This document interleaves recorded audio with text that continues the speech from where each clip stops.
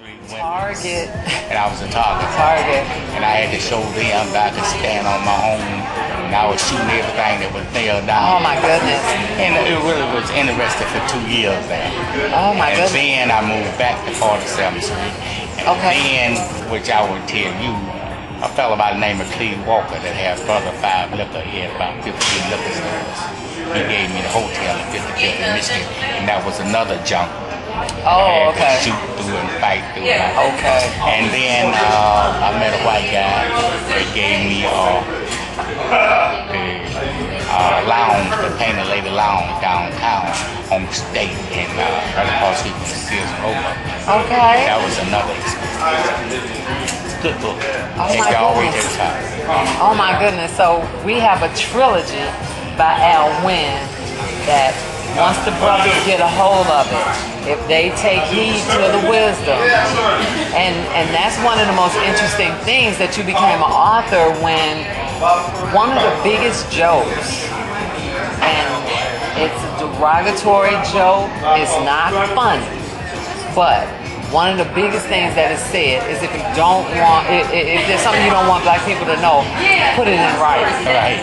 So I find this so interesting that you have so much to tell, so much to talk about, and you put it in writing. You should be a lecturer.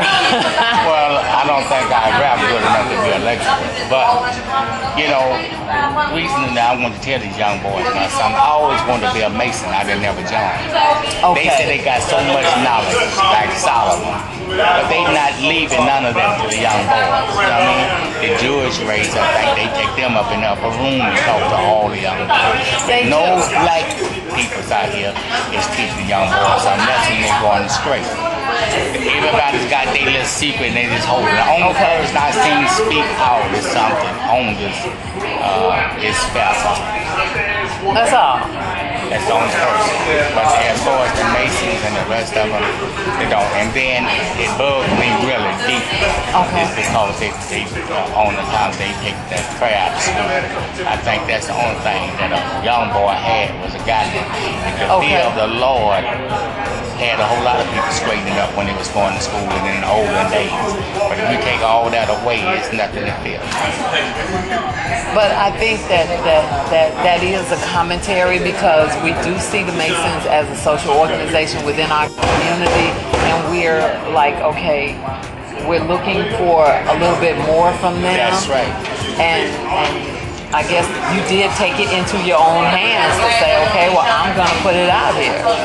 I'm going to put it out here, and that's why we're here. I wanted to interview you. I wanted to get your story. I wanted to get it out as far out as I could get it. And congratulations on your book signing last weekend, by the way. It was a success. It was at Aziz Books out in Maxon at Lincoln Mall, and it was fantastic. Sorry you missed it, but we do have video. I think that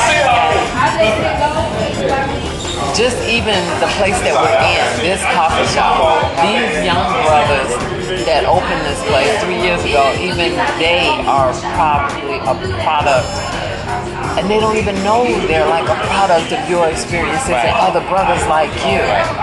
Because when you had the Painted Lady, I don't think there were too many lounges owned by brothers. No, not downtown. Not downtown.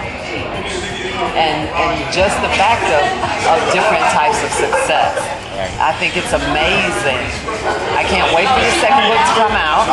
And I'll be at that book signing, and I definitely want to interview about that. And if you had, if we were in a room and the room was full of saggy pants, leaning, be calling, bling Wynn brothers, and they couldn't move, they couldn't do anything but listen to what you had to say, what would be the one thing you would have to tell them before you would let them out that room? It's read. Read. Get your book in your hand. But Al, I mean, I have to make the case that a lot of our brothers aren't spending too much time in the halls of education row. They're not spending too much time. I mean, they might not have their reading level up to where it needs to be. Well, then I would have to tell them to wait on this picture when it comes out. Wait on the movie when it comes out. Absolutely. Audiobook. Hey, that's a fantastic idea to put it into an audiobook. Then they can, instead of playing the, the do this and do that, they can be listening to the book on audio. And A Pimp and A Hustler, the treatment for movie currently, which we're very happy about. And that means that more individuals will be able to access the story. Because no offense, I realize that the brothers are sagging and bagging, but I think it's all minorities. I think it's the Hispanic guys too. Oh yes. And I think it's some of the young white guys who feel disenfranchised. Right. So I think that what you've done, putting this together and putting this out, is fantastic. And I couldn't wait to interview. And I want to thank you. Thank you. Thank you, I want to thank you. It's A Pimp and A Hustler.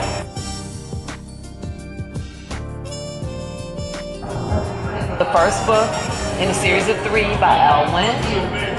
It's on Amazon.com. It's on Borders.com. It's available for purchase at Azizi Books. Azizi Books out in Lincoln Mall in Madison. And it's at BarnesandNoble.com. So, and read it. And then pass it on and read it. Give it to other brothers. That's Joy, and I'm out. Great. Thank you. Thank you.